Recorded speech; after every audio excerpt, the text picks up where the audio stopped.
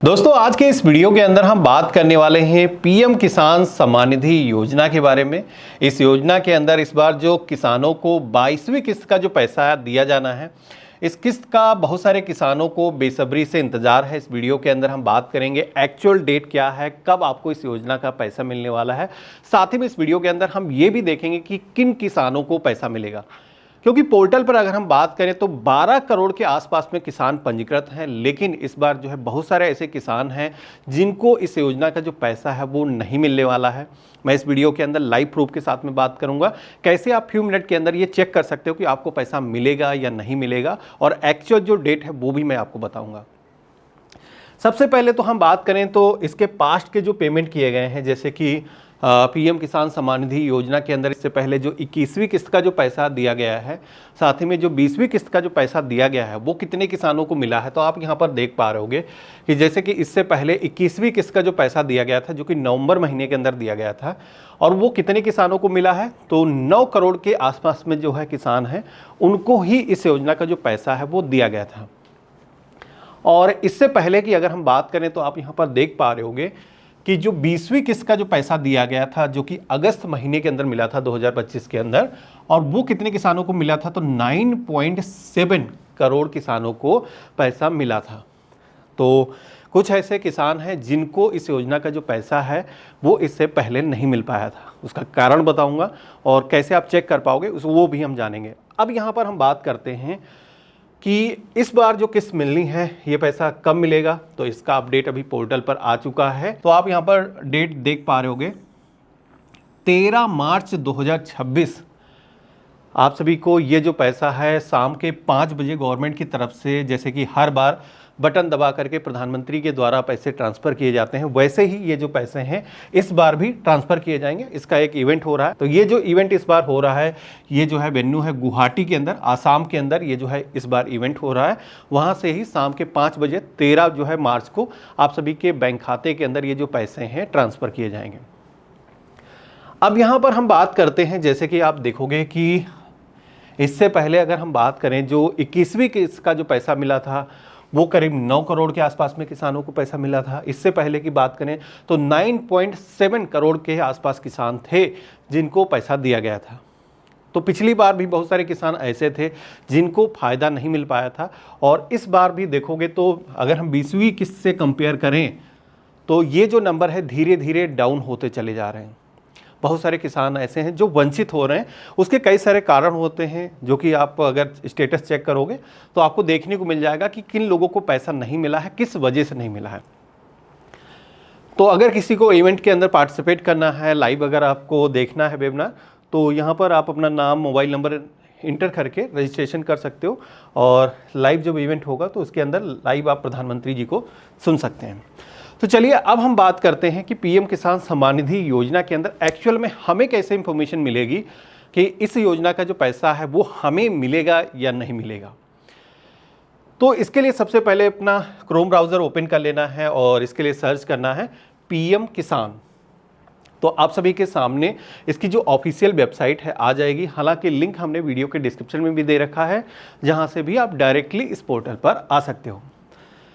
अब यहाँ पर आप सभी के सामने ऑफिशियल साइट का जो इंटरफेस है कुछ इस तरीके का आएगा। पेज में नीचे की तरफ अगर आप आओगे तो यहीं पर एक ऑप्शन मिलेगा नो योर स्टेटस का, जो कि फॉर्मर कॉर्नर का सेक्शन दिखेगा, यहीं पर आपको ऑप्शन दिख जाएगा। तो हमें इसी ऑप्शन पे क्लिक करना है। अब यहाँ पर आप सभी को अपना जो रजिस्ट्रेशन नंबर है वो दर्ज करना होगा। अब कई बार क्या होता है कि रजिस्ट्रेशन नंबर की हमें रोज़ रोज़ तो ज़रूरत पड़ती नहीं है। एक बार हमने अप्लाई किया, उसके बाद में रजिस्ट्रेशन नंबर अक्सर लोग भूल जाते हैं। तो रजिस्ट्रेशन नंबर को आपको सबसे पहले तो फॉरगेट करना होगा। किसी को अगर याद है तो डायरेक्टली इंटर करके लॉगिन कर सकता है। इसके लिए हमें नो योर रजिस्ट्रेशन नंबर के ऑप्शन पे क्लिक करना है।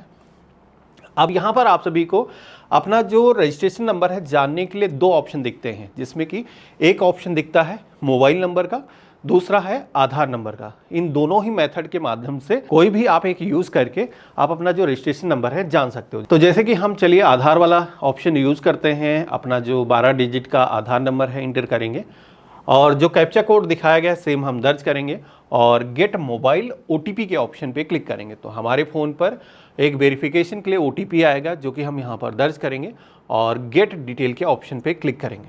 तो हमारे सामने हमारा जो पीएम किसान सम्मान निधि योजना का रजिस्ट्रेशन नंबर है वो यहाँ पर आ जाएगा।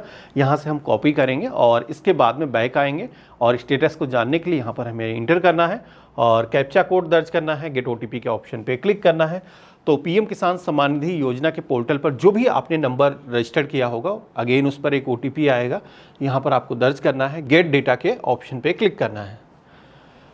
तो इतना करते ही आप सभी के सामने एक स्टेटस पेज आ जाएगा। जैसे कि आप देख पा रहे होगे कि फार्मर की कंप्लीट इन्फॉर्मेशन यहाँ पर दिखाई गई है, कब रजिस्ट्रेशन किया गया है और किसान का पता क्या है, नाम क्या है, सारी इन्फॉर्मेशन आप यहाँ पर देख सकते हो। अब यहाँ पर कुछ ऐसे ऑप्शन जैसे कि यहाँ पर दिए गए हैं जिनसे आप सभी की काफ़ी प्रॉब्लम सॉल्व हो जाती हैं। बेसिक जो है पीएम किसान सम्मान निधि योजना के अंदर जो पैसे आपको मिलना तय करते हैं कि आपको मिलेंगे या नहीं मिलेंगे, वो कुछ ऐसे पैरामीटर हैं जो कि यहाँ पर दिख जाते हैं। जैसे कि सबसे बड़ा इशू लोगों को फेस करना पड़ता है, इन्हीं के अंदर आता है, एक तो है लैंड सीडिंग। कई बार लोगों के साथ में क्या होता है कि मुश्तरका अगर खाता होता है, परिवार के कई सारे लोग एक ही गाटा संख्या के अगर मालिक होते हैं, बाद में भले ही बंटवारा अगर हो चुका है, तो क्या होता है कि डुप्लीकेसी में वो गाटा संख्या आ जाता है। फिर क्या होता है, उस केस में लैंड सीडिंग जो यहाँ पर यस होना चाहिए पीएम किसान सम्मान निधि योजना का पैसा पाने के लिए, वो कई बार नो हो जाता है। तो ऐसे में क्या है, इसको रिजॉल्व करना होगा। नो अगर हो गया है तो आप इसको लेखपाल के जरिए फिक्स करा सकते हो। इसके अलावा ऑनलाइन भी मैंने तरीका इससे पहले बताया हुआ है, जो कि वीडियो के डिस्क्रिप्शन में उस लिंक को मैं दे दूंगा। हमारा डेडिकेटेड इस पर एक वीडियो है, देख सकते हो। इसके अलावा कई लोगों को बेनिफिट इस वजह से नहीं मिल पाता है कि पीएम किसान सम्मान निधि योजना के अंदर समय समय पर केवाईसी करना किसानों को ज़रूरी होता है। अब केवाईसी बैंक खाते की बात अलग होती है, उसकी केवाईसी अगर आपने कर रखी है तो वो अलग बात है।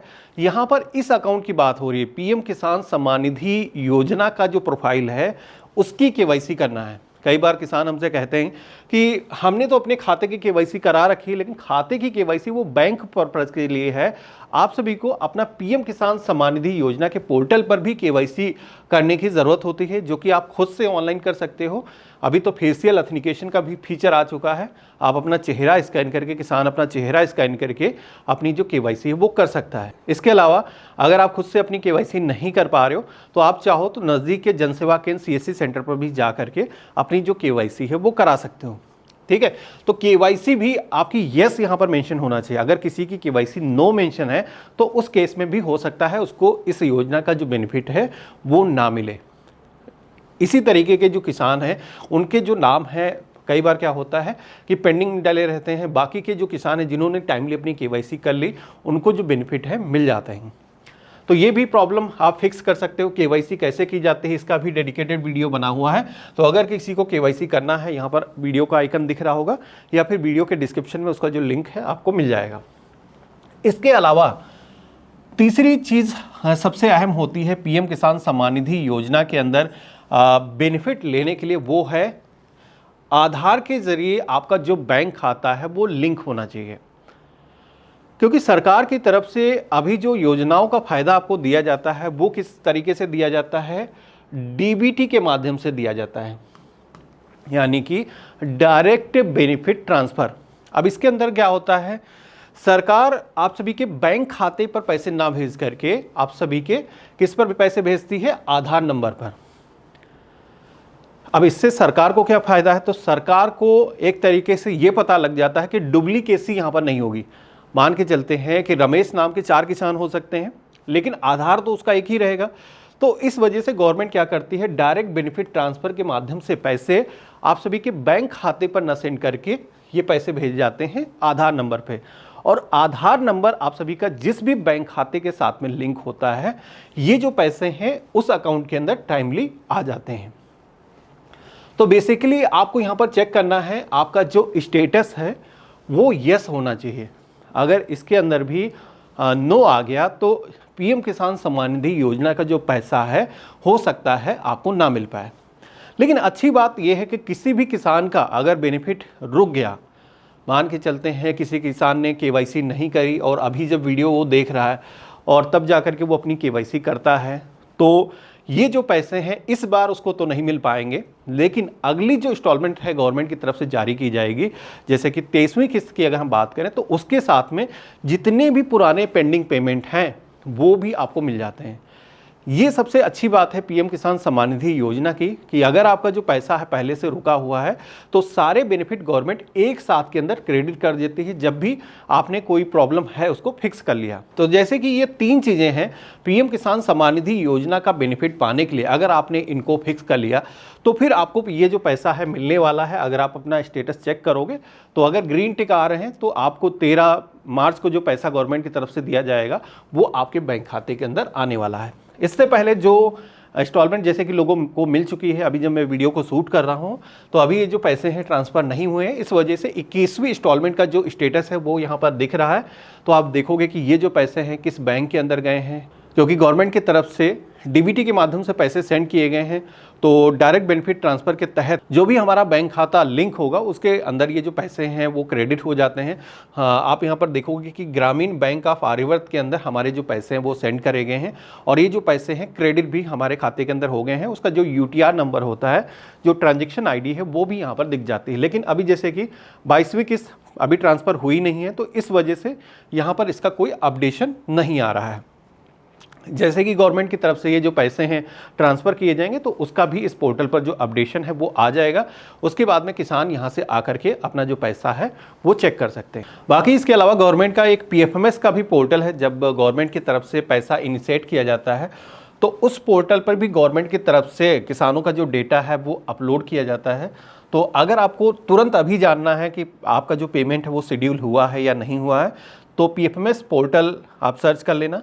मैं आपको दिखा देता हूं, यहाँ पर आप जाओगे और जो पीएम किसान सम्मान निधि योजना की जो आईडी है मैंने निकलवाई थी ये आप इंटर करोगे तो आप सभी के सामने जो वर्तमान पेमेंट का स्टेटस है वो आ जाएगा।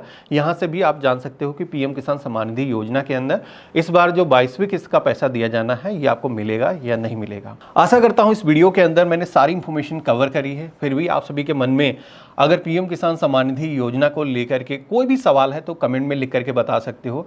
अगर आप कोई प्रॉब्लम फेस कर रहे हो तो वो भी मुझे लिख करके बताना, मैं ज़रूर उसको आंसर करूँगा। और हम मिलते हैं ऐसे ही एक नए वीडियो में, तब तक के लिए गुड बाय, जय हिंद।